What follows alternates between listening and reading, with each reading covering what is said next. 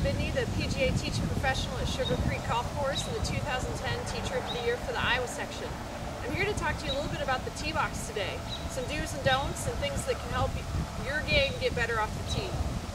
Initially, there's some of the basics. We have two tee markers. You need to always tee up in between those or behind them, never in front. If you tee off in front of the two tee markers and hit the ball, you will receive a two-stroke penalty. Two-stroke penalty, and you'll have to re-hit your shot. So you'd be hitting your third shot off the tee box, which is a hard way to start any golf hole. So I always look for the markers. I make sure that I'm a little bit behind them. Officially, you get up to 2 club lengths back. So if I were to go from this side, it's from the front edge of the marker. I can tee up my golf ball anywhere back to the club head of this club here, and same on the opposite side. So it's pretty much a rectangle that you end up teeing off from. 2 club lengths behind the tees. Again, just to make it simple, I notice where the markers are and I go just a little bit behind them. So it'll look a little something like this.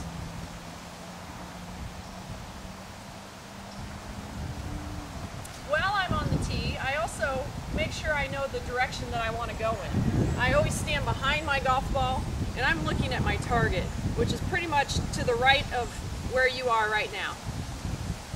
So I stand behind my ball, I see my ultimate target, and I pick a small target right in front of me on that same target line. It makes aiming so much easier. Okay, the last thing to note is while we need to be behind the markers, as long as the golf ball is within the tee markings, you are good to go. So if you wanted to tee off like this, my golf ball is inside the 2 club lengths and inside the markers, my feet are outside, no problem. But for this shot today, I'm going to tee off over on this side. I'm in between the 2 markers, no more than 2 club lengths back. I choose my target. I'm ready to go.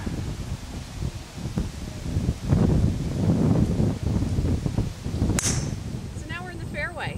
Using those alignment tips and being within 2 club lengths from the tee markers, no closer or not in front of the tee markers, is going to save you a lot of trouble off the tee. So I found a little bit of trouble here in the fairway, but it's not as much trouble as one might think. If your golf ball lands on a man-made obstruction, you get free relief. So in this case, my golf ball is sitting on the red marker that indicates 100 yards to the center of the fairway. I'm able to find my nearest point of relief plus 1 club length, no closer to the hole, and I can drop my golf ball. So I'm towards the left side of this marker here. My nearest point of relief would probably be right here, just off of that. I get up to a club length, no closer. Just 1 club length because it's free relief. And I can drop anywhere in between this line. I can drop behind it because technically I could go 1 club length this way. It ends up being, as long as I'm not going closer to the hole and I've taken complete relief from this obstruction, I can even go back this way.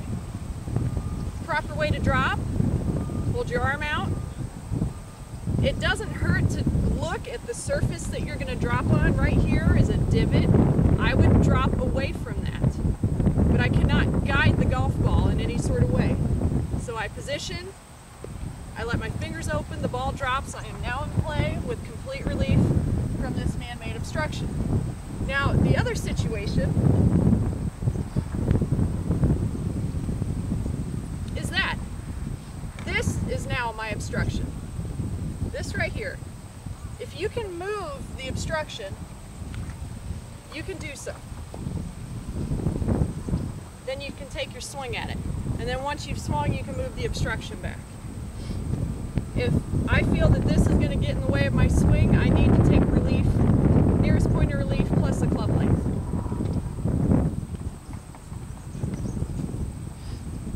Let's go back to the original drop, which was somewhere right in here. I'm going to do my same alignment technique. I'm going to choose a line between myself and the target. I'm going to pick a target point right out in front of me, and then I'm going to go.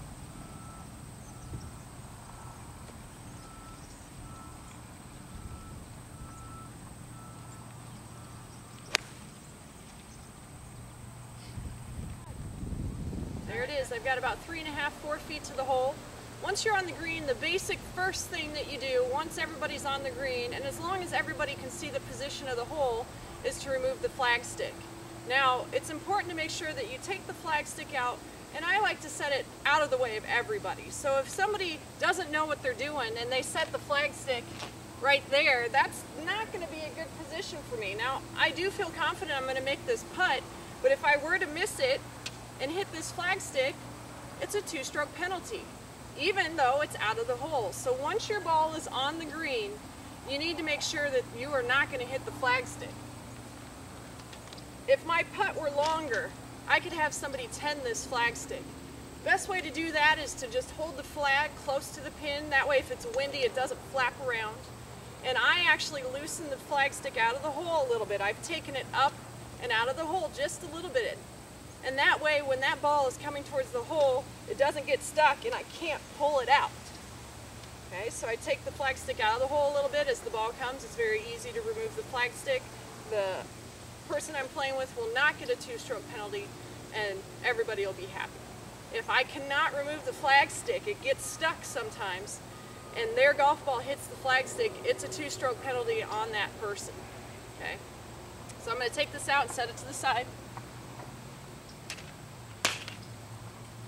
Now that we're on the green, we can officially mark and clean our golf ball. There's some other instances on the golf course where you can mark and clean your golf ball, but it's very often you're not able to touch your golf ball until you're on the surface of the green. Best way to mark the golf ball is to put a small mark. Okay, it's a flat circle. This is a dime. I love to use dimes. Pennies, they blend in. Okay, they blend in. It's a little camouflage. The brown on the green, it blends in. But a silver dime, silver color dime, you're good to go. To properly mark the golf ball, you put this dime directly behind the golf ball, in line with the hole. So I do not place it to the side, in front of, or the opposite side.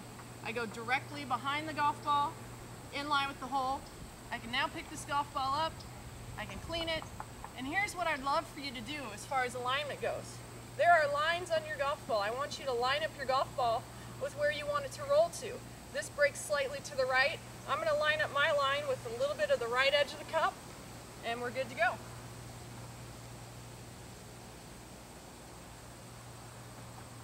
You remove your mark before you putt.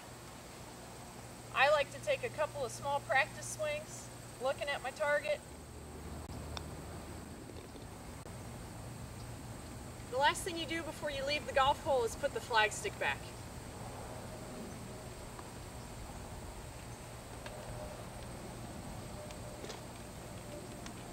And you're on to the next hole, on to the next tee box to put into effect what I told you on the tee.